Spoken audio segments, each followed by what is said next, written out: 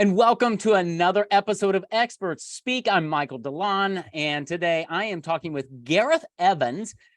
Gareth, thank you for taking some time to be with me and be my guest today.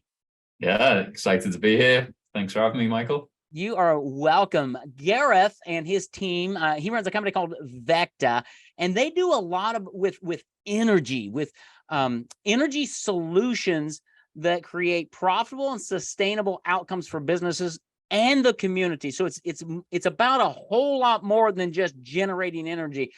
And I can't wait to get into it because this is a really intriguing idea. So Gareth, tell me, how in the world did you get into doing what you do today?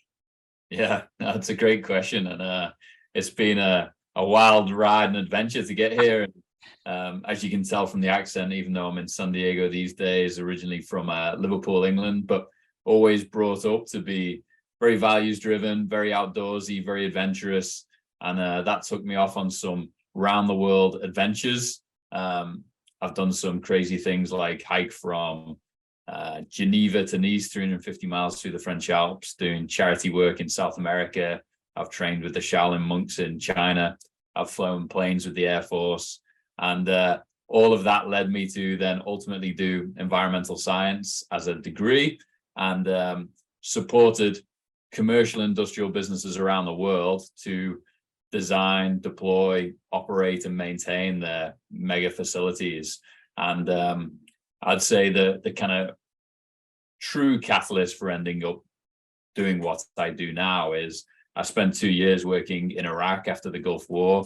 I was living on the US Army base in Basra, and it was an experience I never thought I'd have, where we were supporting energy companies to move into the region after the war. So we were unlocking the biggest oil and gas networks in the world. And I think what dawned on me, Michael, was the local population was surviving on just a few hours of power a day because their infrastructure had been devastated after the war. And those that could afford it had diesel gensets, and they were kind of surviving on diesel power. But you can imagine trying to live in, you're experiencing it right now, and we're all experiencing the US, like the temperatures that in the middle of the Iraqi desert, trying to survive with no power, no air conditioning. How do you keep your food cool? How do you charge phones? How do you educate people? Energy is the lifeblood of everything. And I want to ensure that we build a future where we all have access to affordable, reliable, and cleaner power. Dude, that's amazing. Okay, you don't know this. About a month or so ago, I was in Dominican Republic for a week with a mission trip with my family. Oh, wow. Third world country. We went to a community, no electricity, no running water. They get their water out of a dirty stream, right? We gave them clean water. But I'm resonating with what you're saying because I've been there recently. This is amazing. Yeah. Okay. Yeah. So talk about what you guys do at Vecta. I mean, give us a snapshot of how you work commercially, I guess, in the US and around the world, but also the bigger purpose behind everything. Yeah. So the ultimate mission is to create a thriving energy future for all. And, the long-term mission is that we can support the likes of that community in the Dominican Republic to get access to a solution that makes sense for their community. But as you know, that's challenging to start with. So we commercially today are extremely focused on mid to large scale commercial and industrial businesses, ideally businesses with large portfolios of facilities, either regionally or around the world. And business leaders are faced with three kind of major challenges right now. One, energy costs are going through the roof, and that's eroding their business margins. Two, power outages are becoming more frequent. The grid is getting older, it's becoming harder to maintain. So we're all experiencing that. And then number three, there's obviously a big push for us all to be more sustainable. And so businesses are committing to reducing their carbon emissions. Imagine they're three completely different concepts. Business leaders have typically never had to think about energy ever. They've just bought it from their utility. And they're realizing that they need to do something different, but they don't know what to do, how to do it, who to turn to. And so we built a platform that really helps them go on that journey and frame what their options are, what the greatest return on investment for their business would be, and how they can achieve it. So we've tried to simplify the whole process, make it really accessible, and support business leaders to make data-driven, confidence-inspiring decisions, because the way the market's set up today, they're being sold to by suppliers in the market, and they don't know who to trust or what to believe. Yeah. Wow. You're stepping into a gap, dude. That's awesome. So I always try, as I talk with guests, is try to put this into terms that I get, right? Yep. So last year, my wife came to me in the house that we live in a neighborhood and said, "Hey, we should put solar panels on our house." And Yep. I'm like, "Why?" And so she walked me through the whole thing. Somebody knocked on our door or whatever. So I've got, 12 solar panels on my garage roof, providing energy that I'm selling back to I don't understand all of it, but that to me is one idea that came to it. And I thought, well, that's brilliant. Whoever's doing this, because it didn't cost me any money out of pocket. Yep. It's helping to, so I'm assuming you're doing similar type solutions, but on a much larger scale, and it's not just solar, right? Yeah, spot on. And I think we'll cover a few aspects. What's unique about what we do is solar is one aspect of a solution, but it can also be battery storage. It can be electric vehicle charging stations. It can be gas turbines, wind turbines, diesel gensets. The options are immense, and that's what makes it complex and confusing for people. So what you're referring to is something called on-site energy. So how do you generate and store energy right where you need it, so you're in control of your own energy destiny? And the experience you went through is very common in the market. Someone knocks on your door, they say, "I've got the best solution for you." And you're probably sat there going, "I don't know whether to believe you or the next guy or the guy after that." And so typically what that leads to is indecision in the market. And it becomes very frustrating for all parties. The suppliers get frustrated because they want to make a sale. You don't know what to do. So it just leads to you sticking to what you know. And so that's exactly what we do, is we help those business leaders cut through all that noise, and we configure the right solution for whatever their business needs are. And the solution can vary, massively, whether they want to reduce their costs versus reduce their emissions. They're two very different systems with different financial benefits.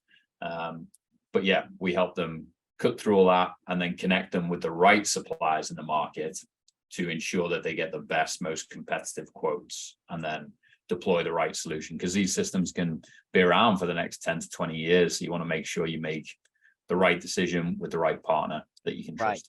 Right. Yeah. So you're coming in, dare I say, as a consulting firm per se, working with that business entity, that industry leader, understanding the situation they're in, the future that they're going after. So it could be a manufacturing company that needs to reduce emissions and save money. It could be a car dealership, a megaplex that owns 20 car dealerships, and they want to save money to generate their own revenue. So you've got to align yourself, number one, with what they're doing. Then, because of your expertise, understanding the marketplace, say, you know what, in this situation, here are the 2 or 3 best options. And then you can go out and bring those partners to the table, help with is that about right? Yeah, spot on. So we've built technology to really deal with the complexity of all that. But yes, we input your custom data. We then, in an unbiased way, give you the optimal plan to achieve your objectives. And then we develop a comprehensive request for proposal, which goes to the right vendors in the market. You get those firm quotes back, select the right one for you, and we will help you choose the right partner. And then it's all about deploying the right solutions to meet your goals. And the market's very dynamic, so we want to make sure that then over the life of that asset that we're tracking it, monitoring it, and coming to you saying, "Michael, you put 12 panels on your roof, but did you know that the utility rates have changed? And now batteries really make huge sense for you, and they're going to pay for themselves in less than a year, and you're going to gain all these benefits." So we're kind of proactively bringing solutions to you. Well, and that's good, because somebody asked me the other day about my panels. They're like, "Okay, but are you storing that energy in a battery?" I'm like, "What do you mean?" And so they had to educate me on batteries, and they're like, "Well, what about if you have a series of cloudy days and and the power goes out and I'm like, "What?" And so, yeah, having somebody like you to bring that to the table and say, "I'm going to help you achieve that long-term vision, whether it's emissions or money or whatever it is." Yep. And do it in the best way with an unbiased opinion because you're bringing data. Explain that a little bit of how you use the data from the company and the data from the market and kind of merge all that to make sense for people. Yep. Yeah. So these systems are, once you start considering more than one technology, they can be quite complex. And so what we ingest is things like, where are you located? What's your industry type? How do you consume energy today? What does it cost you? What's your emission profile? So we automate all that experience. But then there's things like the utility rates that you currently pay massively influence the system that's right for you, your solar potential, your local fuel prices, and then what's the cost of deploying these systems in your region. So we ingest all these points, and there's literally hundreds of thousands of variables that impact this. We'll look at outage rates in your area. How important is it for you to be thinking about that? And so then we ingest all that into the platform, and then the platform runs the thousands of scenarios and then spits out kind of the unbiased solution. And the beauty about that is we all go in with emotional expectations of what the right solution is. Or we've heard something about hydrogen in the news and we think that's the next great thing. But let's let technology tell us and see the actual numbers, dollars, cents, carbon reduction, and then we can make that kind of proper informed decision. But you're right. I think one of the biggest misconceptions in the market today is solar's going to solve all my problems. And solar's amazing, but you're generating energy when it's at its cleanest and at its cheapest on the grid. And so the benefits become limited unless you can store it, use it, sell it back when it's at the right time in the market to maximize the opportunity, or ride through an outage. Because if the power goes out, even if you have solar, you have to disconnect from the grid, because the last thing they want is your solar power being pushed back into lines that people are trying to fix. And so that's another big misconception, is that solar will allow you to ride through an outage, and it won't. You have to be able to store it, disconnect from the grid, and use it offline. Interesting. Yeah. And the power outage thing, and I hadn't thought about that much in the US, but I know it happens. When I was in Dominican Republic, we were getting ready to show a movie to these kids, right? The Jesus movie for these kids. And we were 15 minutes before the show and the power went out. Yep. And our host who lives there, he's like, yeah, it usually comes back on in about 10 minutes. It was 5 hours of no power. And I thought, okay, great. So we pivoted, we did something else. And then, I hope this is okay. You go to the restroom. Toilets don't flush because back then they have pumps that pump the water. Well, the water's, and you're like, and it gave me a sense of how dependent people are on energy. It never really dawned on me. I hear a lot about water, clean water. I get that. I never thought about energy and how impactful and important it is with solutions in third world countries, but even in first world countries. Because if you're running an industry, I'm thinking of Amazon and all the places they're building everywhere. Yep. What happens when the grid goes down? I need my stuff. Come on. And I think until people experience it, they don't know. And I think that's part of the challenge in the industry today is in 2021 alone, $150 billion worth of business profit loss as a result of power outages. So that, these are big numbers, and outages are happening today and they're becoming more frequent. And it's hard for people to think about planning for that until they experience the outage. Like Samsung lost $270 million in 1 week with the Texas cold snap that came through 2 years ago. Yeah. And so you can imagine if people actually proactively got on the front foot and prevented those sort of things from happening, the cost savings on that alone are massive. And you can't really put a price tag to your plant going down and having to bring it back online. But these systems are paying for themselves very quickly today. We just finished an assessment for a winery in Northern California, and they're looking to save over 400 grand a year in energy costs. Like that's over 30% of their bill per year.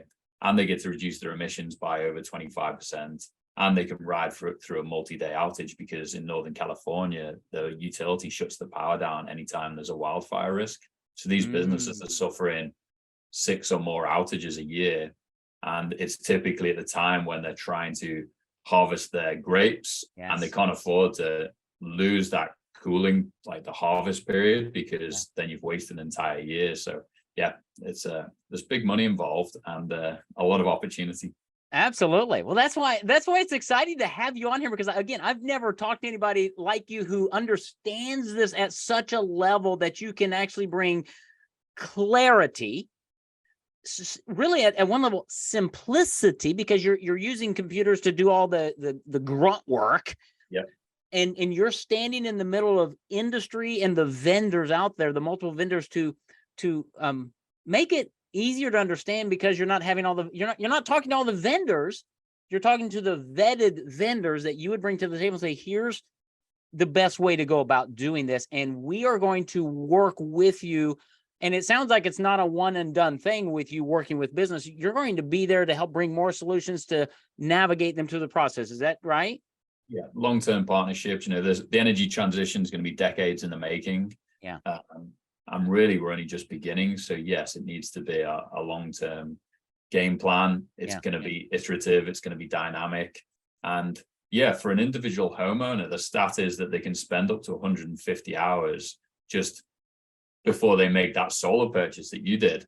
And you imagine scaling that across dozens of business facilities, and it just leads to that kind of complete freeze of, I actually don't know what to do now. Like, it's overwhelming. I'm confused. And another crazy example. Okay. A friend of mine his wife had brain surgery a few years ago, and now she's suffering from some pain because the nerves got hurt. Right. And so they've been going to all kinds of doctors, and they finally found one, because they're trying to figure out the solution, hundreds of hours, hundreds of thousands of dollars trying to figure out. And they found this one guy who says, no, I've treated lots of people like this. I know the pathway. And they're going, finally. Yeah. That's kind of what you're bringing to the table is, don't try to get your people in industry to learn all of this stuff, because you're going to waste time, effort, energy, money. Bring in Gareth and let he and his team guide and direct you, understand your situation, what your goals are, do the data analysis, find the vendors, and say, here's what we can help you do. Yeah. And they're the experts at doing it. Wow. Yeah, we had a super nice customer the other day say to us, what you just did in 30 minutes on this call, I just spent the last 2 years trying to build in a spreadsheet. Yeah. And she spent 2 years building a spreadsheet, and as soon as she thinks it's done, it's out of date the minute it's finished. And so then, like, what do you do? Do you start again and spend another 2 years trying to get? Yes. So yeah, this is the challenge, but the exciting opportunity, and I think that clarity is kind of key.